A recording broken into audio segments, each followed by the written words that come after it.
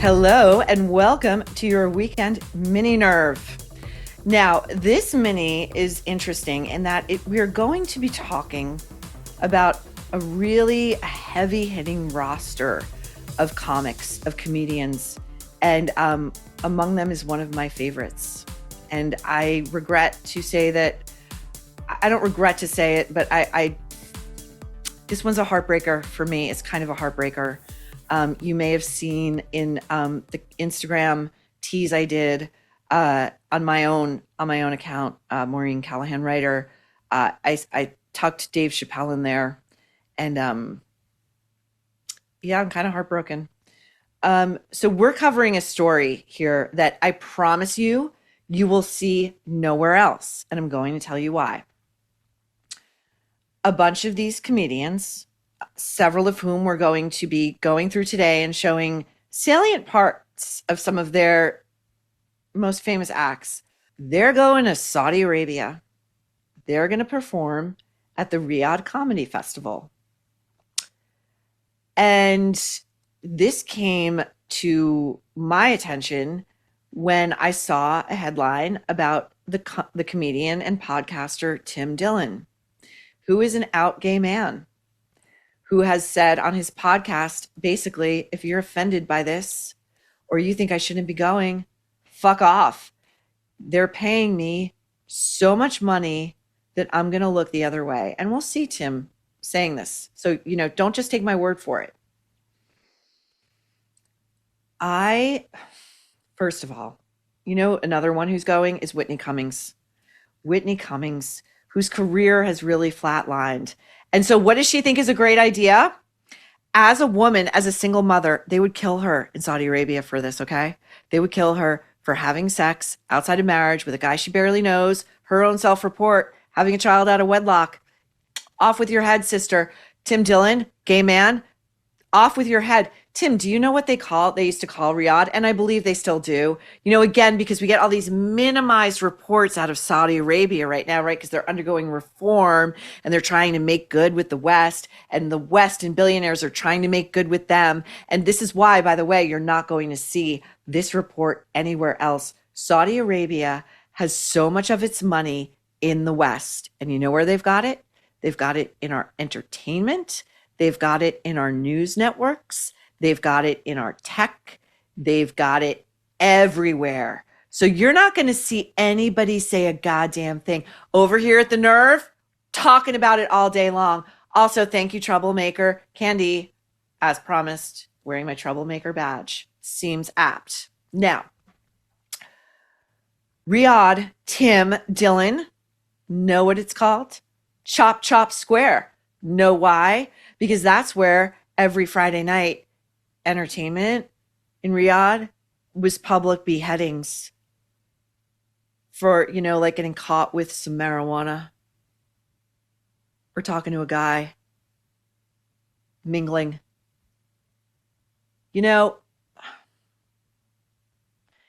Tim, they would execute you, okay? They would throw you off the nearest rooftop. But it's worth the $375,000 that you say they're paying you to betray not just your community and not just what it is to be an American and not just women, but your essential self for $375,000. You're their little bitch. You're their fucking whore. They fucking hate you. And it really boggles the mind because Tim Dillon has been building a really nice career for himself. That $375,000 could easily come to him if he just kept going. He would make that money another way, but he's willing to squander it all the goodwill, all the capital that he's built up with his audience to go get a little paycheck from Saudi Arabia, which, by the way, Tim, by the time the federal government, the tax man, your agent, your lawyer, your publicist all take their cut, you're looking at grossing maybe $150K. Is it worth it? Really? Really? We're going to go through some of the stuff that's going on in Saudi Arabia. And I also just want to preface this by saying I really miss Christopher Hitchens. I miss Christopher Hitchens. You know, this is heartbreaking because when we get to Chappelle, I'll talk to the role of like our best and our brightest comics who double really as public intellectuals. But Christopher Hitchens was one of the only people like of a high public profile who took in Salman Rushdie when he was named as an assassination target after publishing the Satanic Verses. Good Muslims were told to go and assassinate Salman Rushdie and make him suffer. And he had to go into hiding, and Christopher Hitchens took him in. And Christopher Hitchens was one of the only voices who continued to beat the drum loudly against this kind of Islamic fundamentalism. And he's gone. And now we've seen it, but now we really see the fucking epic hole someone like Christopher Hitchens left. Because you know what happened to Salman Rushdie? He got his eye fucking gouged out, and he nearly escaped with his life, giving a talk, like I think in upstate New York.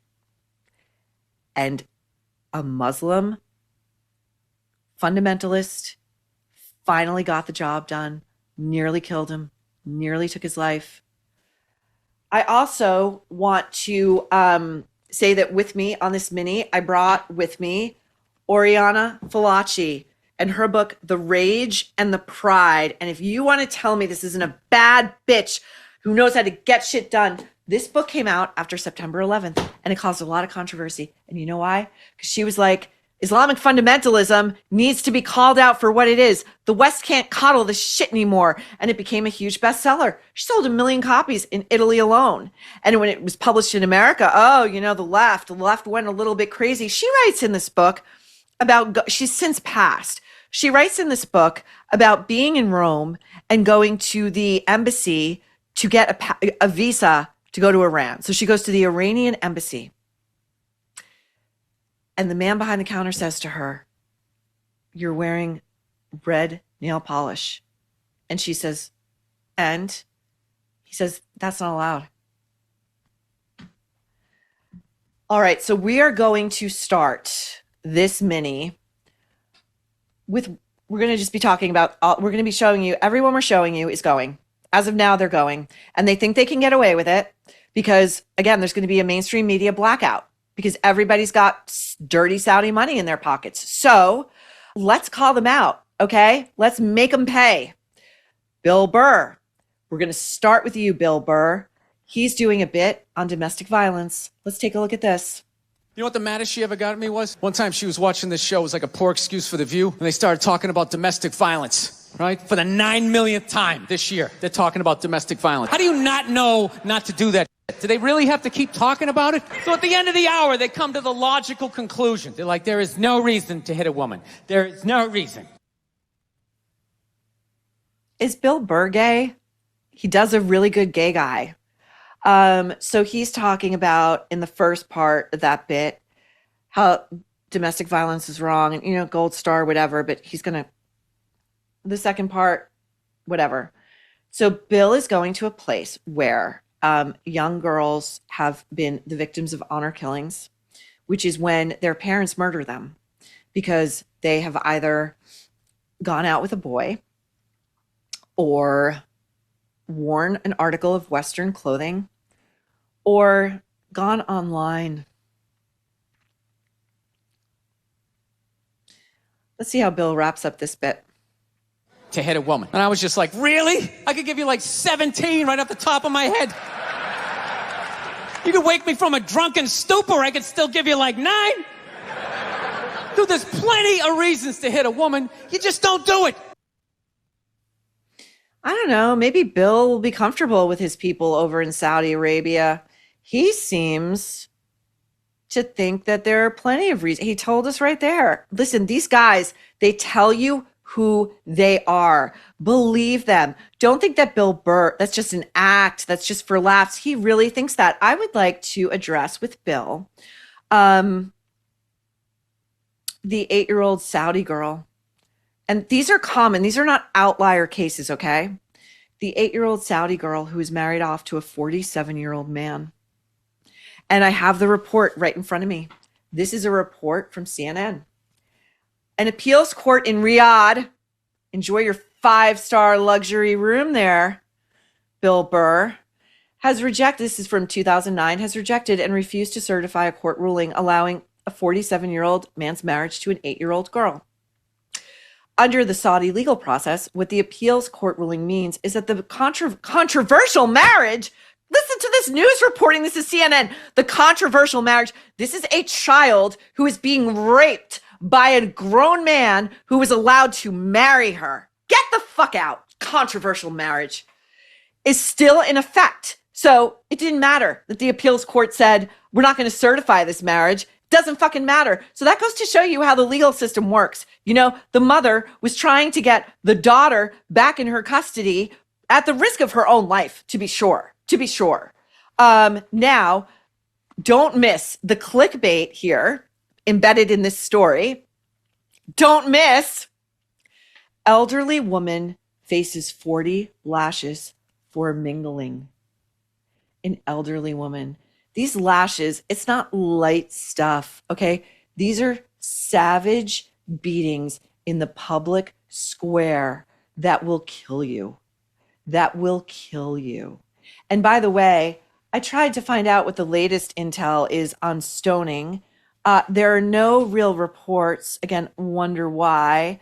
But, you know, adulterers get stoned. People who have sex outside of the bonds of marriage get stoned. Women can get stoned for anything and everything.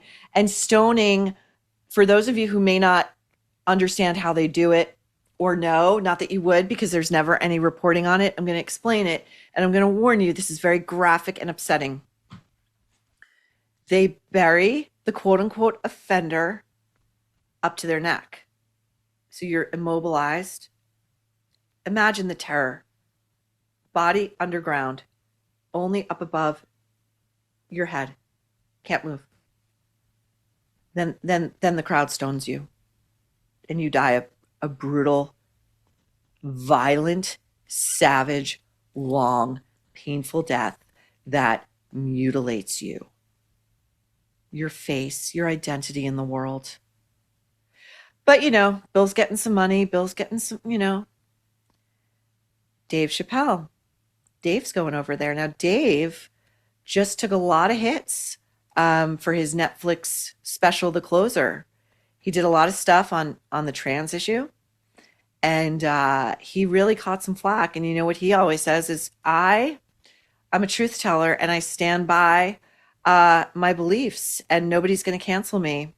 And I don't believe in cancel culture, but I just don't think if Dave Chappelle goes here, I don't know how I ever put another penny in this guy's pocket. Dave Chappelle, who is getting, so Tim Dillon says that the top paycheck for this Riyadh Comedy Festival, I mean, truly, is there a funnier place in the world than Riyadh? Is $1.6 million. Does Dave Chappelle really need $1.6 million that badly?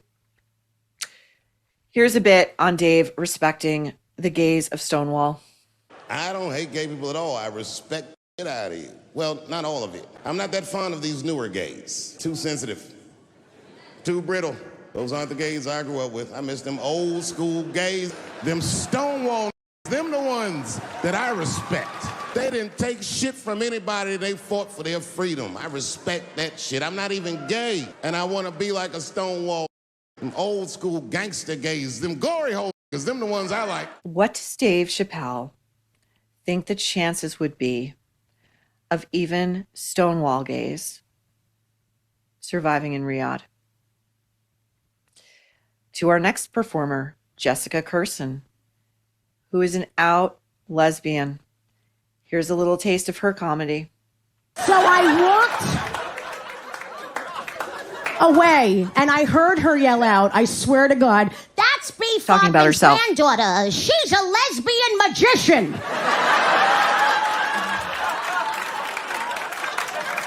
Look at her face right now. You know what I did? I fucked her and made her disappear. Isn't that amazing? She's gone.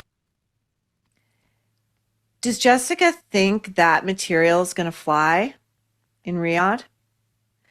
I mean, how these people don't even worry about their own personal safety is beyond me. Hope none of you are packing some marijuana over there. You know what? That's a crime punishable by death. Here's a recent story. Wait, which one is the most recent? Hold on, hold tight. Okay, this is the most recent, dated September 4th, just the other day. This is again CBS News. 17 people executed over 3 days in Saudi Arabia, mostly for drug crimes. Mostly for drug crimes. Okay, and this goes down to marijuana. And, you know, there's an activist for a group called Reprieve Rights Group signaling a, quote, significant rise in executions for hashish-related drug offenses, with foreign nationals making up most of these executions.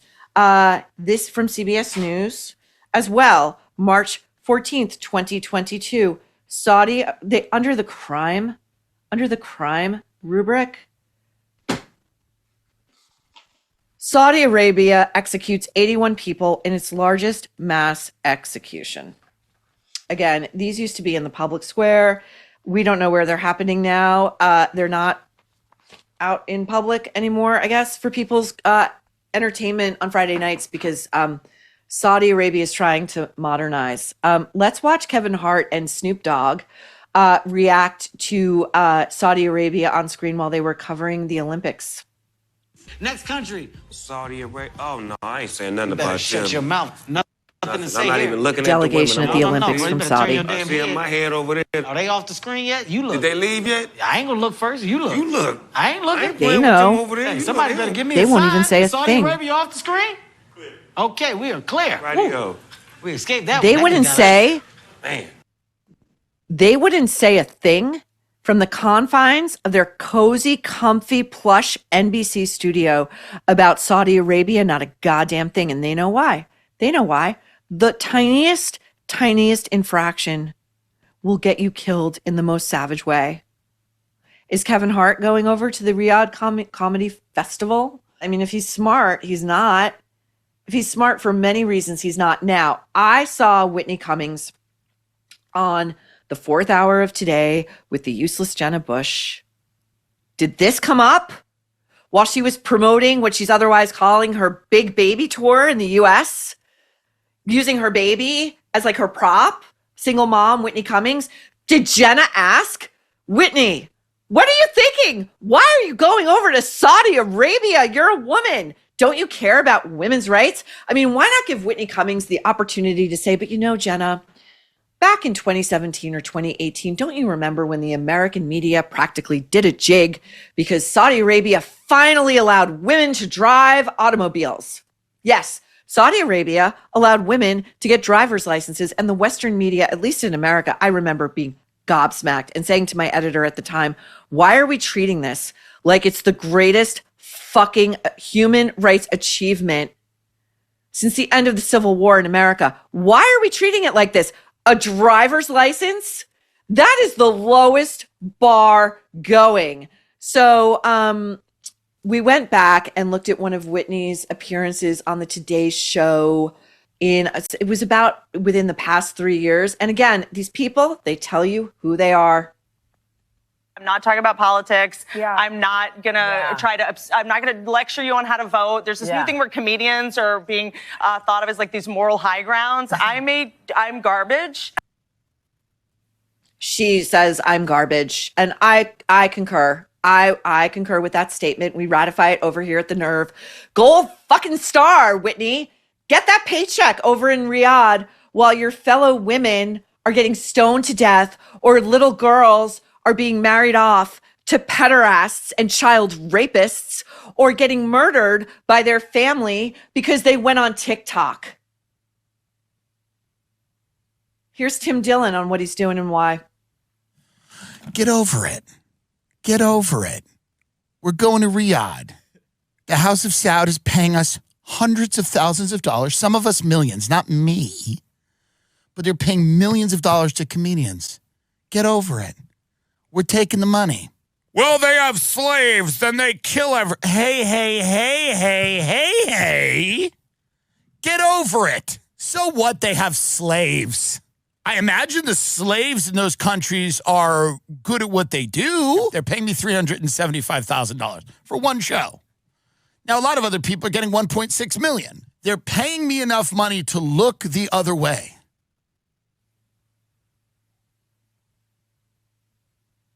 Get over it, he says. I won't get over it. I don't think any of you guys are going to get over it. I hope his fans unsubscribe and refuse to get over it.